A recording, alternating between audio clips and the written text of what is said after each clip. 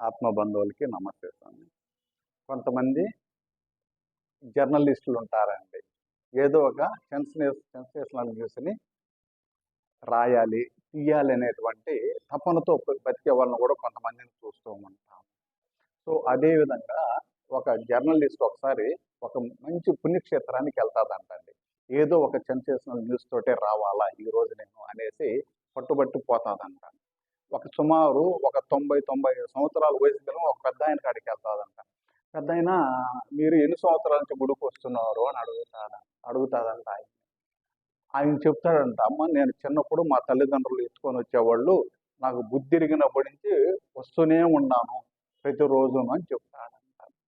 ఆమె అడుగుతాదంట, ఎందుకోసరం వస్తున్నావు అంటే, దేవుడి కోసం వస్తున్నాను అని చెప్తాడంట ఆయన. మీరు దేవుణ్ణి చూశారా అని అడుగుతాడు. అప్పుడు ఆయన అడుగుతాడంట ఆమెను చూసి, నేను దేవుణ్ణి చూసింది లేనిది చెప్తానమ్మా, మీరు ఎక్కడి నుంచి వచ్చారో అని అడిగాడు. నేను సిటీ నుంచి వచ్చానని చెప్తాడంట. సిటీలో చాలా మంది కుక్కల్ని పెంచుతున్నారు కదా అని అడుగుతాడంట. అవును పెద్దాయన, ప్రతి ఇంట్లోనూ చాలా పెద్ద పెద్ద వాళ్ళందరూ కూడాను కుక్కల్ని బాగా పెంచుతూ ఉంటారు అని చెప్తాడంట. ఎందుకు పెంచుతున్నారు కుక్కల్ని అని అడుగుతాడంట ఆమె. ఎవరన్నా దొంగలు రాకుండాను ఇంటికి కాపలాగా పెంచుతారు అని చెప్తాదంట. అప్పుడు ఆయన చెప్తాడంట, మాది చాలా చిన్న పల్లెటూరమ్మ, పొలాల్లో పనిచేసుకునే వాళ్ళము, మా పెద్దవాళ్ళం కానీ మేమందరం కూడాను పొలాల్లో దొంగలు పడకుండా మామూలు కుక్కల్ని పెంచుతా ఉంటారు పల్లెటూర్లలోనూ. ఎక్కడో ఒక ఊరి చివర ఒక కుక్క అరిసింది అనుకోండి, ఊర్లో ఉన్న కుక్కలన్నీ వెంటనే అరుస్తాయి, అది పొగులు కానీ రాత్రిలో కానీ. కానీ దొంగను చూసింది కానీ కొత్త వ్యక్తిని చూసింది కానీ ఒక కుక్కేను, మిగతా కుక్కలు ఏవి చూస్తుండవు, చూడవు కూడాను. ఆ కుక్క మీద నమ్మకంతో మిగతా అన్ని కుక్కలు అరుస్తాయి.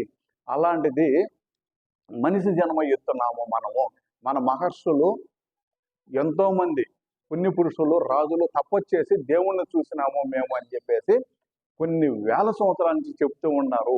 వాళ్ళ మీద నమ్మకంతో నేను కూడా ఏ రోజుకైనా దేవుణ్ణి చూస్తానని చెప్పేసి ఇలా గుడికి రావడం కానీ ధ్యానం చేయడం కానీ చేస్తూ ఉన్నాను తల్లి అని చెప్తాను. వెంటనే ఆమె ఆయన కాళ్ళు పట్టుకొని, క్షమించండి పెద్ద ఆయన, ఇన్ని రోజులు నాకు జ్ఞానోదయము కలగలేదు, మీ వల్ల నాకు జ్ఞానోదయము కలిగింది, తప్పుగా మాట్లాడితే నన్ను క్షమించండి అని చెప్తాడంట. లేదు తల్లి, నీకు తెలియంది అడిగినావు కాబట్టి నేను చెప్తూ ఉన్నానని చెప్తాడంట. అదేవిధంగా మన పూర్వీకులు గుడులు కట్టినారనంటే దేవుడు లేక కాదు, దేవుడు ఉన్నాడు కాబట్టే గుడులు కట్టి పూజలు చేపిస్తూ ఉన్నారు ఇన్ని వేల కోట్లు ఖర్చు పెట్టి. కానీ గురువులు ఊరికైనా రారండి. గురువులు కూడా ఏదో లోక కళ్యాణార్థం వాళ్ళు భూమి మీదకి వస్తారు. వాళ్ళు చేసే పనులకు సహకరించారనుకోండి, ఎవరైతే సహకరిస్తారో వాళ్ళు కూడా ఇంకా ఉన్నత స్థితికి పోయేటందుకు అవకాశాలు ఉంటాయి. సో దానికని గుడులకు పోతే కూడా మనం అక్కడ చేయాల్సిన ధర్మాలు కొన్ని ఉంటాయి.